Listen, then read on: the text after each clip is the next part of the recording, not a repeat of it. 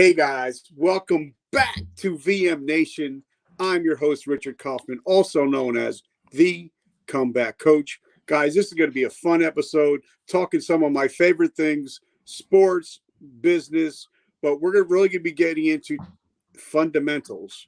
For me, as you guys know, I'm a sports geek. I'm a big Tim Duncan guy. He was known as the big fundamental. He wasn't known for big dunks, but at the end of the game, he had 30 points, 10 rebounds, and 10 assists just by doing the little things perfect. And also Jerry Rice, him in prime time always said, you look good, you play good. And he never had his shirt untucked. He said, I do the little things perfect. That's why I'm considered the greatest of all time. So guys, this is going to be a fun episode. But first, I want to thank our sponsors. As you guys know, I love my coffee. So I'm actually drinking iced coffee from Soldier Girl Coffee. It's a veteran-owned company. She's a female veteran, and everybody she employs are all veterans. And they also, some of the coffee that she does sell employs CBD. So if some people are having problems sleeping or focusing, check out her products at Soldier Girl Coffee. Now, my other sponsor, we partnering together. He has a group called Press Forward. It helps men become men and not become that toxic male, but be able to be the real genuine male. And we're also having a retreat coming up in April, so I think that's going to be fun. So thank you, Press Forward. They're also on Facebook. Check them out. So my brother Kris, what's going on? I love it that you went to ECU. Absolutely, the Powers, baby. Let's go. So talk to me. Listen. I mean, we'll talk about your past a little bit, but because we started geeking out on sports, who are some of your favorite defensive backs? Oh man, number one all time is prime time. 100%. One of the reasons why I like Dion so much is because he created prime time to create this persona, and the reason why he wanted to really create this character around what he did was because he wanted to bring attention not only to himself so he can get paid, but he also wanted to elevate the position of defensive back, which I played myself in college. So number one all time is for me is Deion Sanders. Then you have, Charles Woodson, who was a freak of an athlete. He's a two-way player at Michigan, defensive player of the year in the league, Super Bowl champion.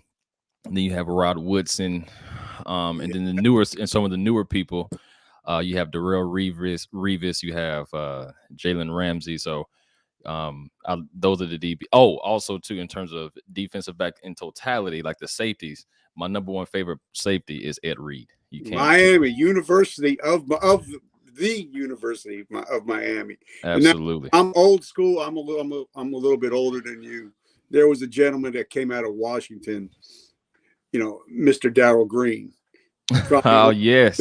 Cornerback and one of the fastest men in the NFL for like 10 years. And the great thing about him, he was a big fundamental guy. Yeah. Again, but he was all about, the name on the, back of the jersey wasn't as important as the name on the helmet. So, I just want to give a big shout out to DG. 100%.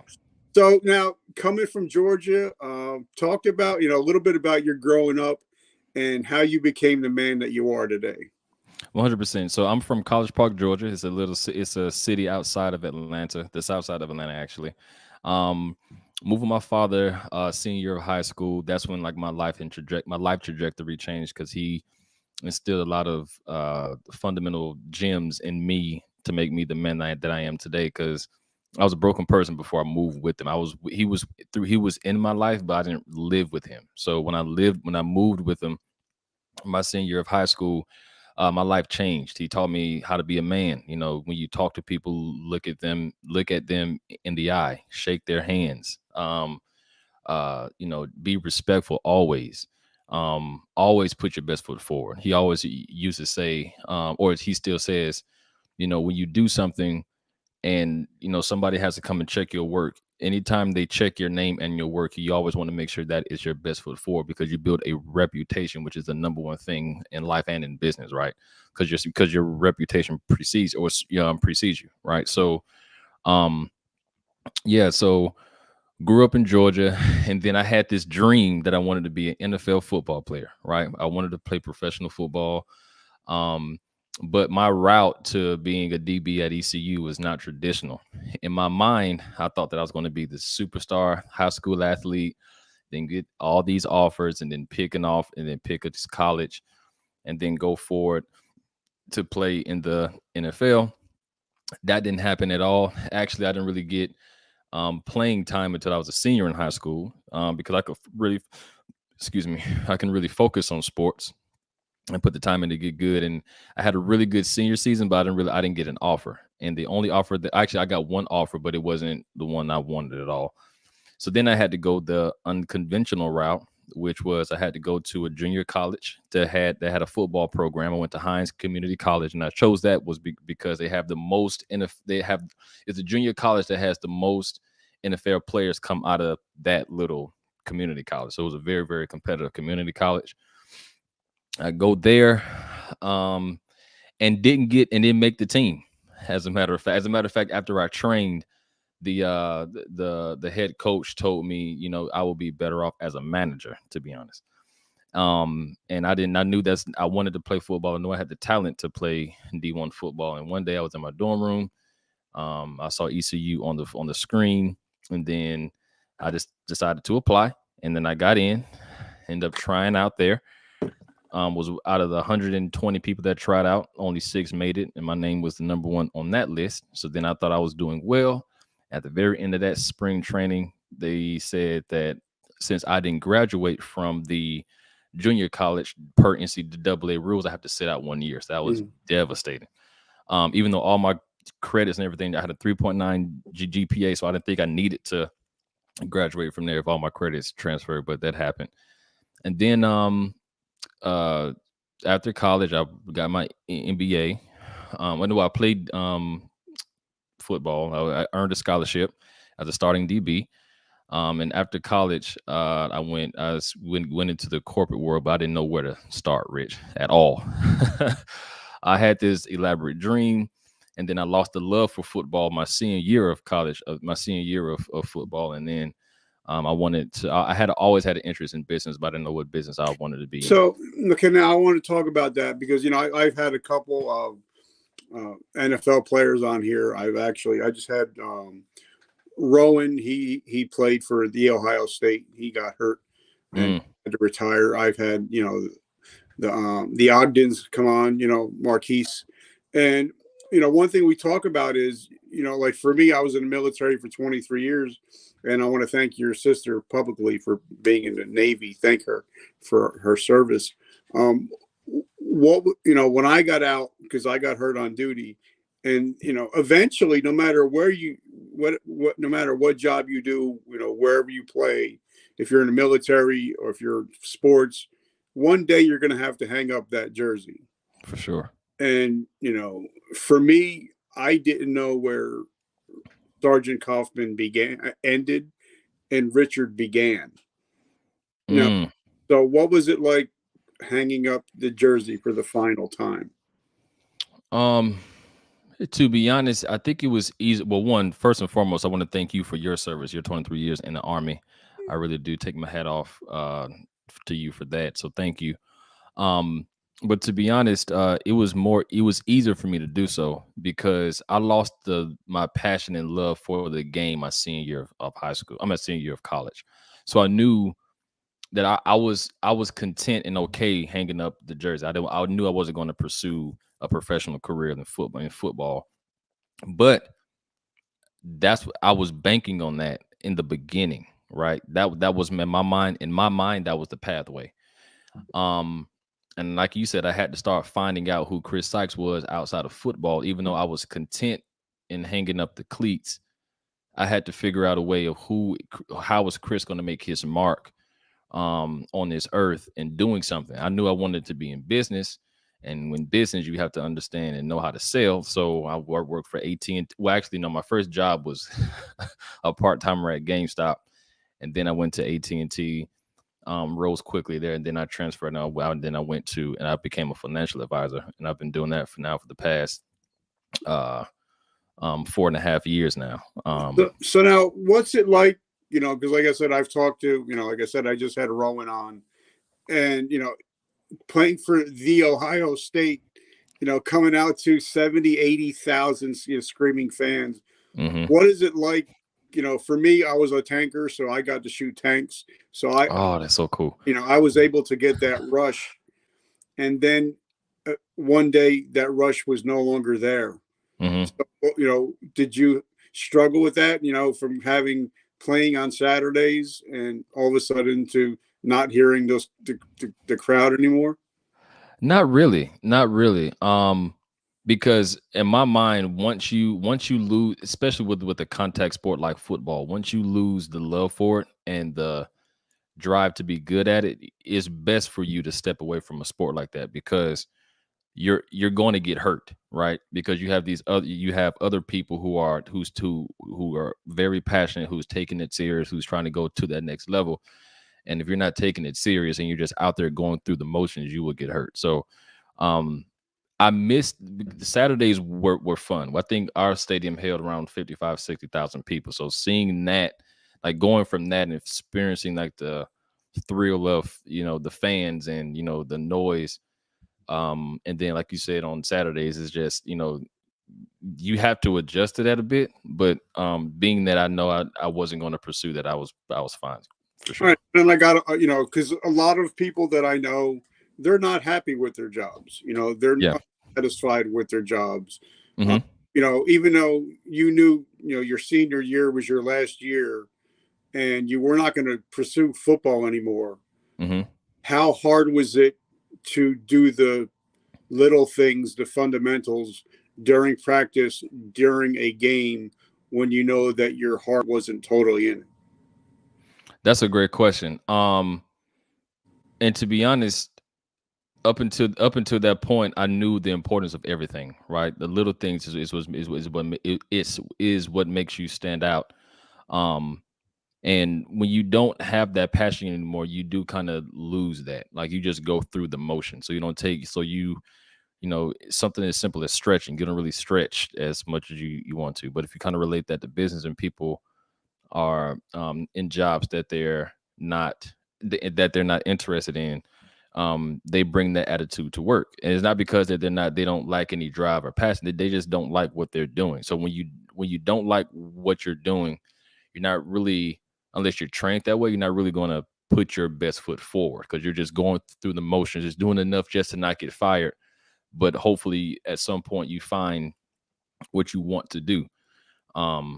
But yeah, it's very hard to do the fundamental things and take the little things serious when you're not into it, for sure. All right, so let's break it down, because let's do it. Everybody has a different interpretation. For me, fundamentals for what I do for podcasting, mm-hmm. I have to do my research on who I'm having on. I have to go deep. I have to find out who the person is. I have to, arrive, half hour early, stay a half hour late, mm-hmm. And build relationships. Those are fundamentally for me. So what are the is your opinion, are the fundamentals of business? Fundamentals of business. So it's two things, right? If you're an employee and you're trying to, get promoted or rise or climb the ranks in that particular company, one of the fundamental things that you have to bring to work every day is enthusiasm, right? You have to have a great attitude, because you have to understand the pathway of where you're trying to go. So if I'm like, hey, Rich, one day I want to be a manager of this particular company. But imagine if I say I want to be a manager of this particular company, but every time I come to work, I have a bad attitude.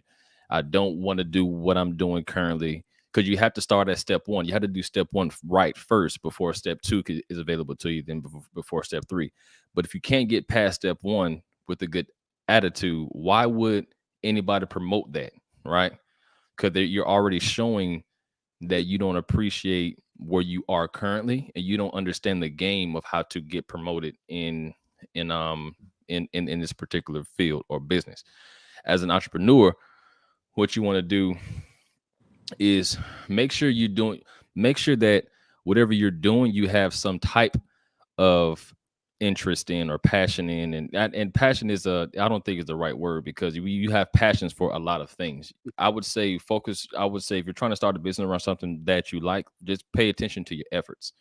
Where do you focus your attention, and you don't mind staying, because especially if you're an entrepreneur, you're going to stay up late.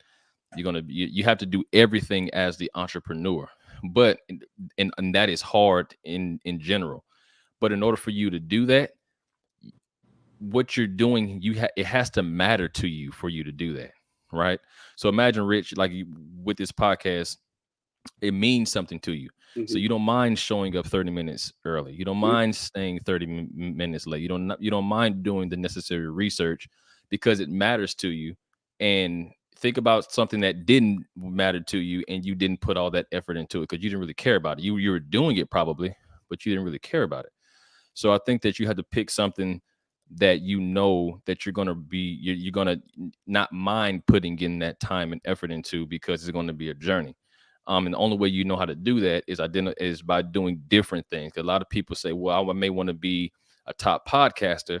And then when you do start going into podcasting, you realize that there's editing, you got to find guests, and then you got to have find a topic. You have to find a theme. You have to know how to interview people. There's a lot of things that go into it. So you have to have a good attitude for employees. Have a good attitude, especially if you're trying to climb the ranks, and do everything that do everything with do everything well, of what you can do as an entrepreneur. Make sure whatever you choose, you're willing to put all that effort into it, because it's something that you actually like and care about. Well, okay, I want to touch on two different things now. Like I said, I'm a sports geek. Of course. I think it's 2 years ago that Kobe passed away. Today. Yep, 2 years today. Years today. Was on my daughter's birthday, so I've always been a Black Mamba guy. I've always been a fan of his. I'm a Lakers fan for life.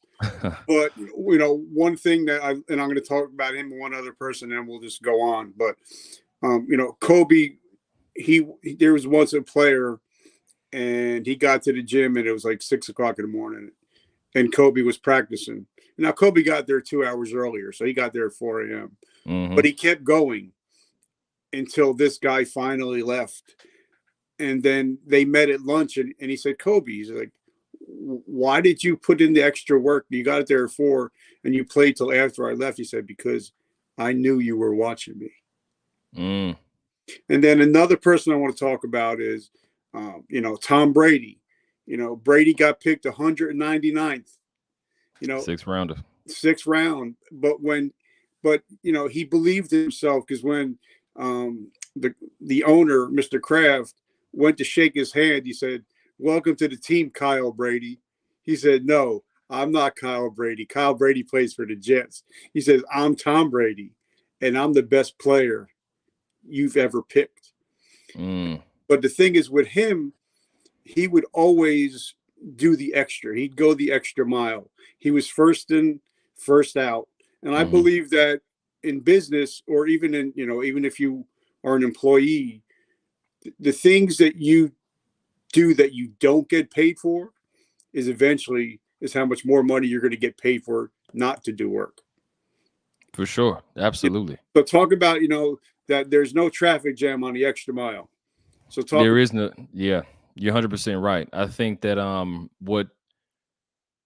if you're trying to attain that level of greatness, the Kobe Bryants, the Tom Brady's, the Michael Jordans, whoever you in your mind you see greatness, and in business, Jeff Bezos, Elon Musk, you have to know that everything that you do matters. The reason why Kobe showed, basketball mattered to him, and he wanted to be the best basketball player out. And it wasn't, and a lot of people would give you lip service. I want to do this and I want to be the best at this. But then words are very cheap. Action is extremely expensive, right? Because you can see what you can determine what the person is going to do based off of their actions, right? If I put it out there, I want to be the best basketball player. And then every time the coach, because the coach gets there before everybody, you know, and you pull up and you see your car there, and then you goes into the gym and you're working out 2 hours before practice, and then you put in that same type of effort in practice. Now, Practice? We talk about practice? Talk about practice, exactly. You have to practice as if you're in the game. Yeah. But then this is what normally happens though, Rich, right? I can relate this to a New Year's resolution. Everybody comes into the year and they have these goals. They're going to do this in business. They're going to get in shape. They're going to start eating right. They're going to, forget a habit. Here's what happens. You start and then you stop. So it's somebody, something, the day gets too busy, and then that turns into 2 days, and it turns into 3 days. The next thing you know is March, and then you haven't got anywhere near your goal. Consistency and discipline is going to help you go extremely far, even if you're not as talented as other people around you, right? Because if you're consistent at something, you're going to get good at it. And if you're disciplined and if it cares and you care enough about it, you're going to continue, you're going to succeed as well. And you have to structure your day, and you have to sacrifice something. Because if you want to, for example, if you're trying to get in shape and you know that your day is crazy because you work at a very time intensive job, or just in general, like you go from 8, you don't come home to 6 or whatever the case may be, and then you're tired. So if you know that that's going to be an issue, coming home and working out after you work the full day, then the sacrifice you may have to make is start going to bed earlier, getting up earlier, get your workout in then, and then consistently do that. Will Smith has this great quote, and I use it all the time on my podcast. He says, when people or when builders, when they go out building a wall, they don't have the wall in their mind first. What you have to do is start by laying that first brick. And eventually, if you lay brick by brick by brick, and then you stand back, eventually you have this wall. So that's what you have to do too, right? You have to win the day first. Whatever that day, it doesn't have to be extravagant. Whatever the day is, win that day, and then continue and multiply that over time. And then at the end of the year, you're gonna look back and like, oh my God, I can't believe I'm down 26 pounds, or I made this much in my business because I focused myself in this, as opposed to looking at, gosh, I want to bring in X amount of sales this year. And you look at that number as opposed to saying, okay, what can I do today to get me closer to that goal at the end of the year? And, it's something, a friend of mine has a book out. It's called Atomic Habits. His name is Mr. James Clear. James Clear. Yep. I read that last year. And he talks about, stacking your habits, celebrating your wins. Just think, like when I talk to my clients, because I have a lot of clients that I deal with, I said, I'm not looking for you to change everything in your life, but I just want you to get 1% better. Mm-hmm. So if you get 1% better every day, your life is totally different. So talk to us about, for me, like, I believe that, because I was taught, because I'm a lifelong learner. I have a friend of mine that's been on the show. His name is Mr. John McCaskill. He's a Navy SEAL commander, and he always talks about the rituals that you do before you go to bed and when you wake up in the morning. That's what's going to help you win the day. So talk to us about what Kris does. What is his rituals at night, and what is his rituals in the morning, so he can win his day? 100%. Thank you for that setup. And your friend James Clear, who wrote that book Atomic Habits, helped me out a lot with that too. So, but it's funny because my co-host and I, we call it the success routine. I'm a huge Warren Buffett fan, and he says that if you Now, want where to, do you think I got that? Because I've been listening to your podcast, so that's where I got that. I appreciate that. I appreciate that. For all who's listening, Successful Fundamentals, you can find it on your favorite podcast platform. But one of the things the first thing that I do in the morning, I have this thing, right? So I have an affirmation book. I do my daily devotional. I do it. There's this app, the Bible app, where it has like this very, very short. They Yep. have a person who I get it every day. every day, right? So I do that. Then I have my affirmation book where I have say these affirmations that that help me start my day off great with the right mindset. I should say. And then I read 10 pages of the book that I'm reading currently, right? Whatever book I'm reading, I read 10 pages a day.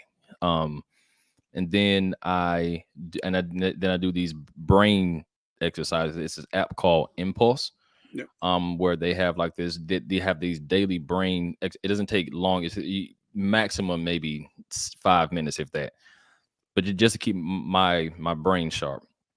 And then for my business, I do what I wanted to do in the morning to further my business before the day gets started. Because once 8:30 hits, it's chaos.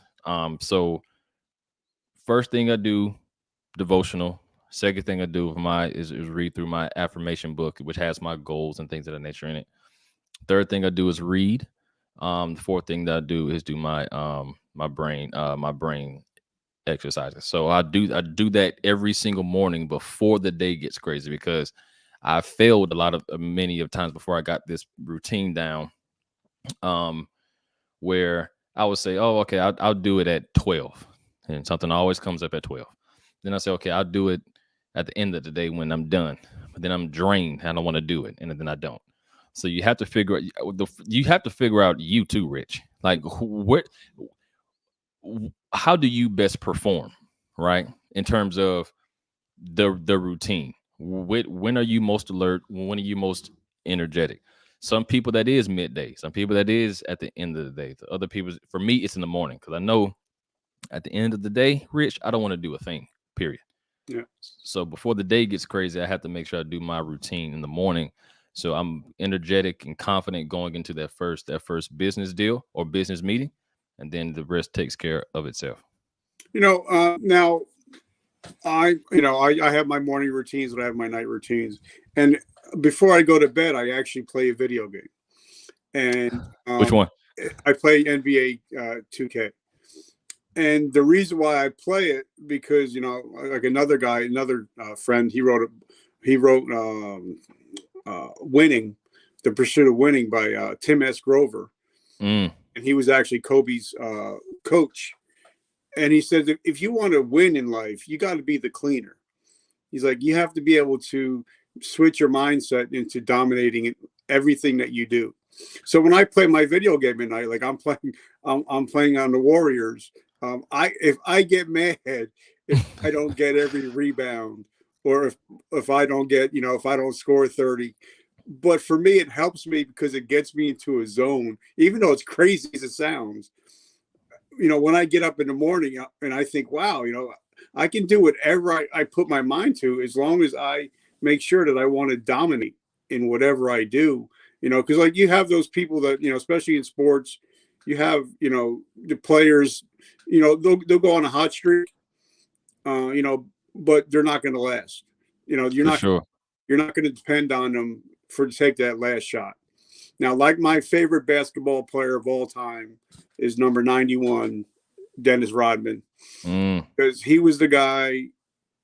He'd get you to rebound, he'd get you to foul, he'll get you to steal, he'll get you to defense. He was what we call a dog. Yes, for sure. And I think sometimes in business, you have to sometimes be the dog. You do. You have to. So talk to us how you took your sports mentality into the business world.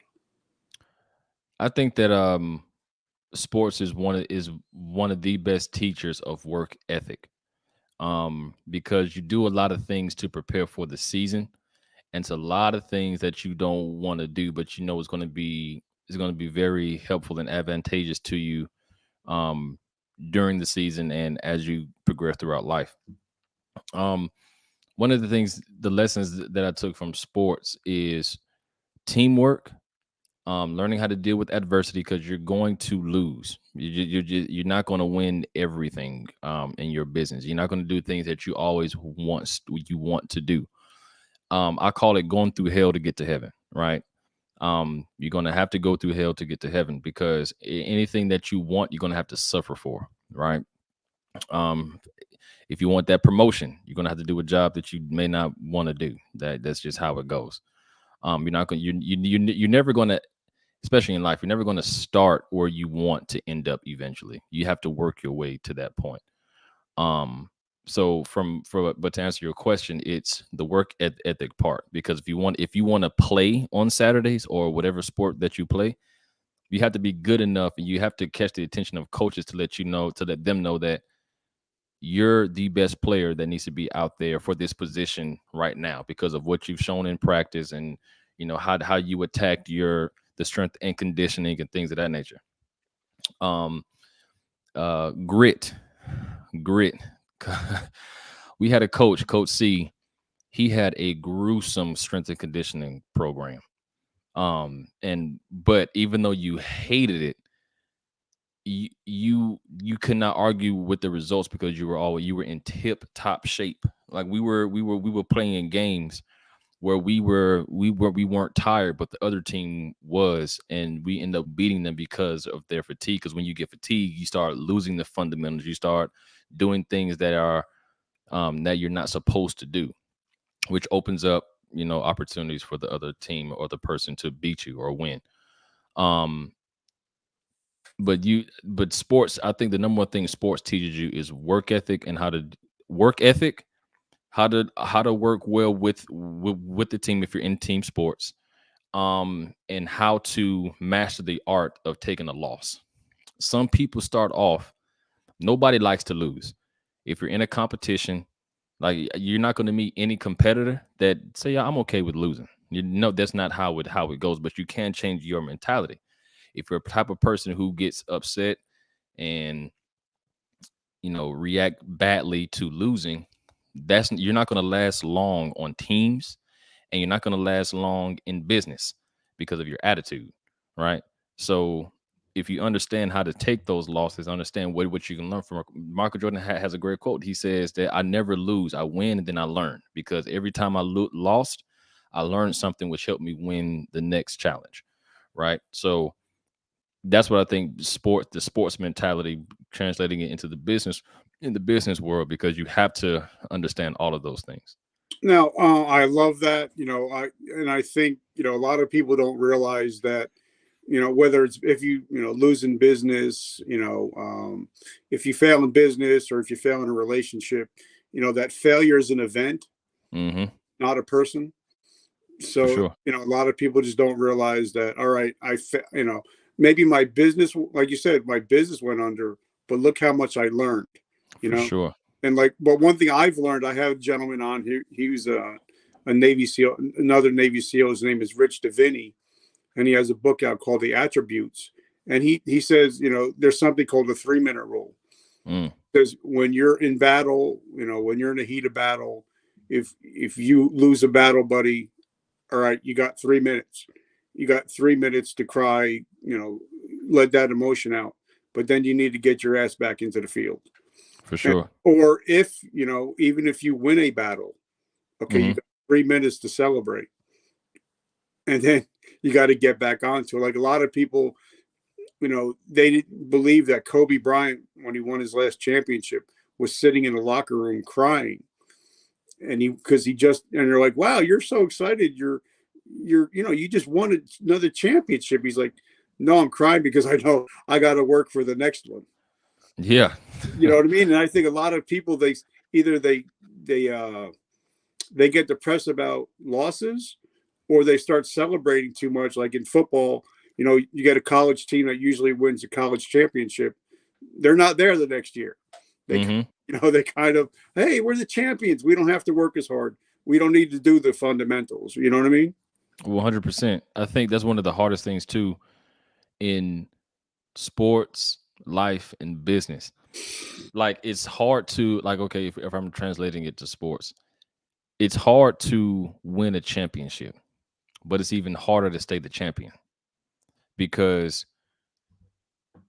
that road to championship, you have to do enough throughout the season to be in the game, then you have to execute in the championship game to be the champion. But the moment you're at that top, the moment you're at the top of your field, everybody is now gunning for you. That's what makes it hard, right? And you can rest on your laurels, or you if like for that's why I think what Michael Jordan has done, what Tom Brady has done, regardless if you like them personally or not, from in terms if you're looking at their accomplishments. Tom Brady is a 7-time Super Bowl champion. There's many great talents at the quarterback position who either made it to the big game and never won it, or didn't even get a chance to play in the big game. But to do it 7 times, it's crazy. Alabama, Nick Saban and the Alabama Crimson Tide. Hate them. Now I'm a Georgia fan, so I'm so glad that the Georgia Bulldogs won that. Uh, But I'm a Gamecock, so I hate him. But I'm also a Dolphins fan, and he really screwed that team up. you So, know, but you got to admit, he's doing something right. he's doing something right. But think about what Alabama has to face every single game they play in the season. They know everybody knows that they're the top dog, period. And every time they play an opponent, whether it's a ranked opponent, whether it's an unranked opponent, whether it's somebody that they paid to beat up, they're everybody is coming at them with their best because how how great would it be to say I beat Nick Saban and the Crimson Tide? So until you're the champion, nobody really focuses on you, really, right? They're trying to become the champion, but then once you're at the top, it's like I want that. I want to knock that person off. And here's the flip side of that coin too, Rich. Some people win the big game and they just stay in that moment, right? That's why it's amazing that when people win multiple championships, that they can reset their mind to put in the same gruesome work and effort and attention to detail to win again. Because some people will win a championship and then you'll never see them again, right? But if you're consistently that person who's always in that talk, or always the consistent champion, that's another mindset thing that blows my mind because it's so hard to do, right? And people can be satisfied. They win the championship. I'm a champion. Nobody can take this away from me. I'm good. I don't have to be a multi winning thing or champion. I don't care about that, right? Your first big win. Go ahead. Coming from an athletic background, what does it take to be clutch? And I want to put this out there. A lot of people, they talk about Michael and his 6 rings. They talk about Kobe and his 5. A lot of people don't realize that Big Shot Rob got 7 rings. Robert Horry got 7 rings. Yeah. And he was known as Big Shot Rob. He was known for clutch. People don't remember that when Michael Jordan was covered, he would go to Paxson or Kerr, and they were clutch. So what is the mindset of somebody that is clutch? Like if you got 2 minutes left on the clock and Tom Brady got the ball, you're in trouble. For sure. So what makes that clutch mentality? Always being ready. The reason why Paxson and the reason why Kerr was ready to shoot those shots is because they were ready for that moment, right? They were preparing for that moment. And so that moment doesn't just happen in the game. You're preparing for that. You're Michael Jordan. Like everybody's like, okay, yeah, that ball is going in Michael Jordan's hand. But for Michael Jordan to pass you the ball and trust you enough to take the game winning shot, you have to always be ready for a moment like that. So when nobody else was around, Kerr was grabbing the ball, shooting it, grabbing the ball, putting himself in practicing pressure situations, so that when Michael did do that, he was ready. It wasn't like a first time where he kind of froze in the same way with Paxson, same way with Robert Horry. Like, I'm gonna work on my shot to where this is just second nature to me. So when they passed the ball to Robert Ory, they passed it to him for a reason. It wasn't like, oh, he's open. You're not gonna, if you see Shaq on the 3-point line, you're not passing it to him to shoot the 3 points. That's not what his strong suit is. He can't even make a free throw. He can't make a free throw, so he's not making a 3-point shot, right? So it's like, they passed it to these people for a reason, because they put in the work. They've shown that they're willing to put in the work to be ready for a moment like that, and that's why they were forever etched in history. But to be clutch, in order for you to be clutch, you have to always be prepared for a moment like that. You have to practice constantly. All right, now we're gonna move that over into business. And by the way, I'm so grateful that you decided to hang out with me today. For sure. I'm truly humbled and blessed. Now The pleasure is mine. We know that Kerr, got a couple chips with Golden State, but normally when you get the great ones like Jordan, Bird, or a lot of these clutch players, when they go into the front office, they usually bomb. They're usually horrible coaches, horrible GMs. Mm-hmm. And I think a lot of it is because they get so used to having that clutch mindset that when their team around them doesn't have that same mindset, they don't know what to do. So how do you build a clutch mindset on a team in business? I think that one of the first things you have to know or understand is know what game you're playing. Playing as a player in basketball is different than coaching a basketball team. So then you have to go about taking that same energy, that same effort to be a champion or be a winner in sports as the player. You have to understand what makes it a successful coach. And the only way that you can do that is look at history. What made John Wooden so great? What makes Bill Belichick so great? What makes Nick Saban so great? What made the year the Dolphins went, undefeated? Well, what made Shula so great, right? You have to understand the game you're playing, and then you have to understand, I understand as a player, I had to do this, and this for me to become a good player. Then I had to do this, and this to become a good leader. When you're older as a coach, this is just, now I'll translate it into business in a sec. Then as a coach, you're older 9 times out of 10 to than like the players. Like, you're much older than them. So then you have to realize, okay, well, how can I get these people on my side to where when I speak to them and when I coach them and when I have to be hard on them, that on game day they will run through a wall for me, right? It's not you're not a leader because you're in the position of a leadership role. Like, you may be the head coach, but do people believe in you to follow you enough, right? Yeah. Right. So you have to understand that role and what makes that person. Now in business, the exact same way. You have to understand the business you're in, especially if you're running a business. If you're running a business, you have subordinates. You have to understand, one, what makes a great leader, but then 2, what makes your team tick. Money doesn't make everybody tick, right? So you have to figure out what makes person A tick, what makes person B tick, what makes person C tick. And once you understand that, and let's just say the person doesn't pan out, then you have to do what you have to do to get them out of your business. But you have to understand the thing. Just because you're the boss doesn't mean that you're the boss, right? You work for your employees, because your employees have to do a good job for you in order for your business to grow, right? Yeah. So that's the thing. You understand the game you're playing first, and then study that game, and then you can translate those same tendencies you had in whatever you did previously to the game you're playing now. Okay, now I want to talk a little bit for last couple of minutes about finances. Now, of course, we're not going to go into details because we're good with that. But a lot of guys, when they get out of the military, they're like, all right, all of a sudden, boom, I lose my job, I lose my career, I don't have the thrift savings plan, I don't have any of that anymore. Mm-hmm. And then all of a sudden, you see something like crypto, NFT, and they're trying to invest money, where for me, I look at somebody like Warren Buffett. his investing is not sexy at all. He can, for him, he's, like he says, consistency trumps intensity all the time.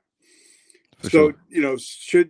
when people get out of the military and they want to start, maybe investing and saving a little bit, Hmm. should they kind of go a little bit more along the not so rocky, the shiny, sexy object syndrome? You know what I mean? 100%. What I say, the first thing I would say is you have to operate. You have to operate your finances, uh, or yourself as a business. You have to understand what comes in, what goes out, what's left over. That's the first thing.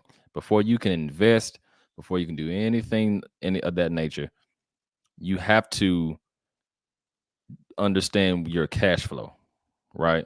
If you understand your cash flow, then you can understand what to do. Then that's the first thing. Second thing, you want to make sure that you have some type of cushion, some type of cash cushion. That's liquid cash. All these nothing. What I'm saying is rocket science. But before you get into the investing world, you got to make sure your bases are covered first.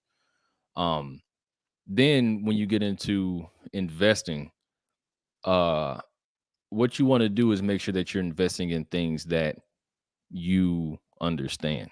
If you don't understand NFTs, if you don't understand cryptocurrency, if you don't understand stocks, ETFs, mutual funds, don't invest your money in things that you, especially because I look at stocks as individual businesses. So if you don't understand the business of Apple or the business of Microsoft, and you're just buying it just because you see it on TV or somebody else told you to, that's not a good reason to buy an individual stock. Now, there's ways that you can invest to make it safe for you if you hold it over time. Well, like But my grandfather, I said, I was talking to him, I said, Gramps, I said, what should I invest in? He's like, open up your refrigerator.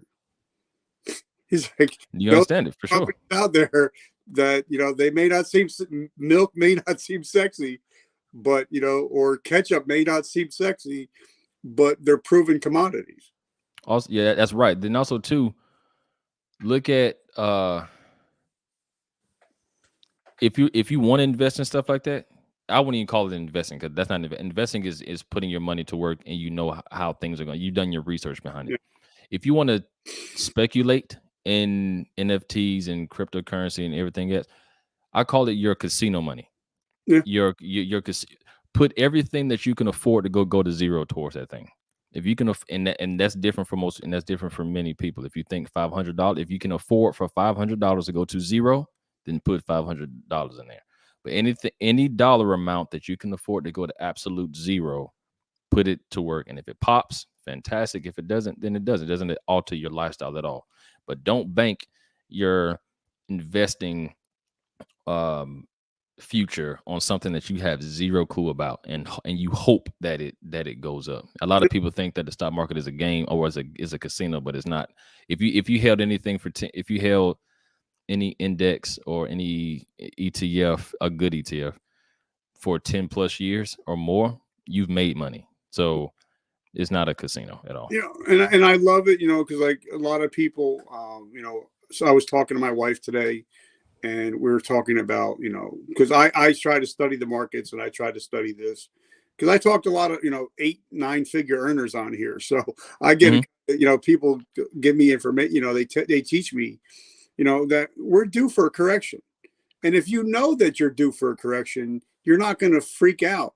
And, a lot of people that, like some people lost, 50, 60 grand this last month, but Hmm. think how many more people are buying because everybody else is selling. If So, you're an investor, you love market downturns. yeah, Think people should think of market downturns as um Black Friday sales. For example, if you're looking for a TV, right, and you research this TV, and this TV is everything that you've wanted, has um you know all the bells and whistles that you want for this particular TV. And then let's just say, okay, a sale goes on, it whether it's Black Friday or not, a sale for this particular TV goes on, like the TV, right? And let's just say the TV costs $3,000. If that TV goes from $3,000 to 2,000, you're not going to say something is wrong with this TV. I'll wait till it go back up to $3,000 to buy it. You'll say, oh, you would think that you won because you were expecting to spend $3,000, but then the sale has dropped it down to $2,000, and you buy it, saving you $1,000. You should say you should have that same mentality investing, right? Market downturns are great for astute investors who know what they're doing and have a plan in place. People who sell great investments, because the market is, when the market dropping is not a good reason to sell your stock. But I can't get into that. But Yeah. it's not a Yep. it's not a ask you to, you know that. yeah, of course. Because I mean, I can talk about this stuff all day, but yeah. So Yeah, I have a question, because like I grew up in certain towns, we called it the hood.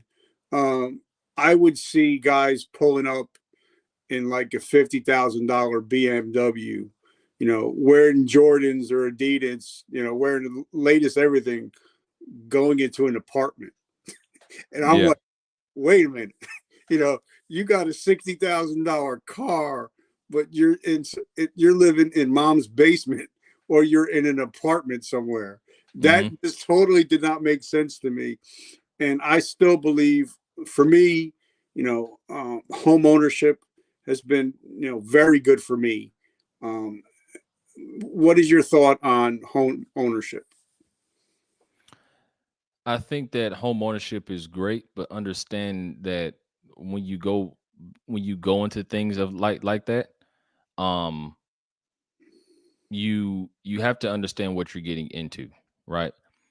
Your home is only an asset when you sell it for a profit, Yeah. right? Because assets put money in your pocket, liabilities take money out. So if you're not making money with your properties, then the house is a liability until it makes you money, right? Meaning whether it's a sale, whether it's a rental property or investment property, if it's coming out of your account to pay for something, it's a liability, right? But it's great because, again, if you understand how that whole process works and you understand the market and the area and things of that nature, it definitely could be an asset to you once you sell it, right? Once but then home ownership is important, but you have to understand what you're getting into when you own a home. It's more than just paying the mortgage Oh, yeah. and the utilities. Things break, Yeah. things, if you don't do your research right on the property or the area of town itself, that can be a whole different nightmare. You have to worry about property taxes. So it's a lot of things that go into a home purchase that you want to maybe be aware of, but it can definitely be a good thing once you do the proper research, for sure. So if there's somebody in the military, they're about to retire or about to get out, and like I've been told many times, and I've heard it, and I've been through it. If you've been in the military and you haven't had a divorce, a bankruptcy, or a repo, you didn't have a good military career. Oh God. But a lot of people will get out of the military, and like I said, they're broke, and they come out with bad credit, and they don't realize how important credit is in this day and age. So can you please, drop a little bit of knowledge on credit and why they should try to get their credit score up there? If you want to know everything about credit, you have to check out my friend's book, Anthony Davenport. It's called Your Score. It literally breaks down everything from credit, from top to bottom. How to increase your credit score, little credit hacks. If you're trying to have your child start off with a great credit score, what to do with that. I understand credit and how it go about. But if people really want to understand that realm, you definitely want to check out that book, Your Score. Yep. Um, If you could send me later on, just send me that link, and then I'll drop it in the show notes. I would definitely do that. And then, but also too, that one of the easiest things to have a great credit score is just pay your bills on time. This is something that's very, very simple, and understand what affects your credit score. Credit cards and debt are going to have the most impact on your score. And if you are paying things on time and have a great payment track record, your credit scores go up. But also too, debt your credit ratio. Make sure that you're not like maxing out your cards and only paying the minimum, because your credit score is affected by what your credit limit is and how much you've used for that. So you know, but the simplest thing, without getting in too much detail, is check out that book, Your Score. I'll send Rich the link so people can check that out. But it literally, after you read that book, you understand everything about credit. Okay. So now, last couple questions. How do we find you? Where can we find your podcast? What's the name of your podcast? And how can we support you and your mission? I really do appreciate that, Rich. And thank you again for having me on. Vertical Momentum, one of the top podcasts out. I thank you for giving me this platform to speak about that. So I'm the co-host of Success Fundamentals, where we talk to some of the most intriguing people in the world. I can't wait for Rich to come on there because he has an incredible story. But Brian and I, we break down certain things about success that people may not talk about, right? Because normally you'll hear like the positive things, which is great, but then also we want to help you prepare for that role. So whether it's whether you're an employee, whether you're a business owner, whether you're whatever, you're just trying to be great in something, we break down different topics with guests. Sometimes it's me and Brian, sometimes it's a guest, but we kind of break down things. So for example, we'll talk about going through hell to get to heaven, mastering the present, how to properly brand yourself. How does culture shape your view on success? And we kind of get deep in these conversations to kind of bring as much value as we can to our audience. You can find us on Instagram at Success Fundamentals Podcast. You can find me on LinkedIn with my name right here, Kris Sykes. You'll just type that in, and then I should pop right up. And we're also on Facebook too under Success Fundamentals. Our podcast is on all platforms, so whatever your favorite podcast platform is, type in Success Fundamentals and we should pop right on up.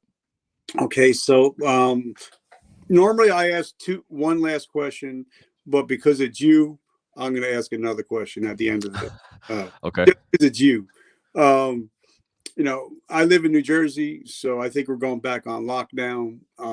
So we got a lot of parents that have lost their jobs. So I think something like 101,000 restaurants have gone out of business because of COVID. And, so there's a lot of parents out there driving Uber, DoorDash, just trying to put food on the table. So if I ask the average American to do something in 7 days, they're never going to get to it. But if I ask somebody that's listening to us right now to take an actionable step in the next 24 hours, they're more likely to do it. So if somebody out there is struggling with trying to find out the fundamentals of business, or if they're just getting into business, what is something they can do in the next 24 hours, maybe to see some clarity? In business, that's a great question. In business, what I would say is whatever you're interested in, be curious in that. What I mean by that is go deep in whatever you're interested in to make sure that is what you're trying to get into first, right?